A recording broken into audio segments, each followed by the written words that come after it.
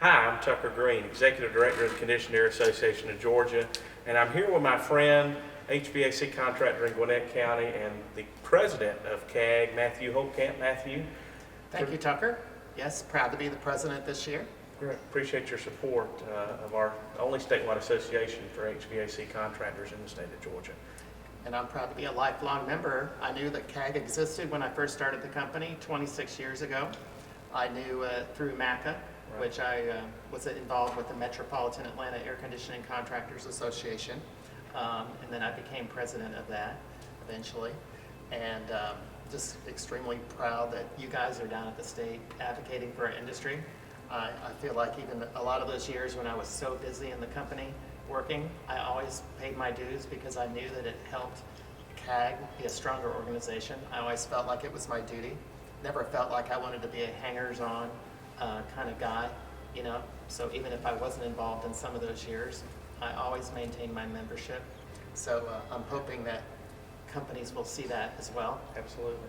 Well, I like to call myself a lifetime member too, even though I'm not a contractor. As you know, I come from a third generation HVAC company, and my grandfather, Jimmy Green, been in business over 50 years, former CAAG president, and so from the time I was knee high, I've been coming to CAAG events, and it's kind of neat how things come full circle. So you and I are both extremely passionate about the industry and about CAAG and the work we do, and I think it's so important for contractors around the state to have that buy-in and see the big picture of what we're doing for the industry every day.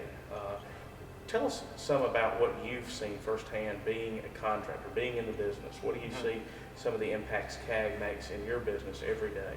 Well, I know in those early years, when I first moved to Georgia from Iowa, it was 1985, and back in those days, you used to have to get a business license in every city, municipality, county, wherever you got a job, you had to get a business license in that. And I just remember that was a huge first thing that I saw, was that CAAG made it so that we only had to get one business license. Right. Statewide one. Yeah, so that saved us a ton of time and lots of money. So that was one of the things that I saw. And then of course, you know, when you have a license, you have to have continuing education. And CAAG always made it easy to get that continuing education, all those hours, because you guys always had relevant speakers. You were always trying to uplift the industry, uplift the education of all the members. And that was another big thing that's always ongoing at the annual conference, always having good conferences. So, and the peer-to-peer relationships, that's a big part of it.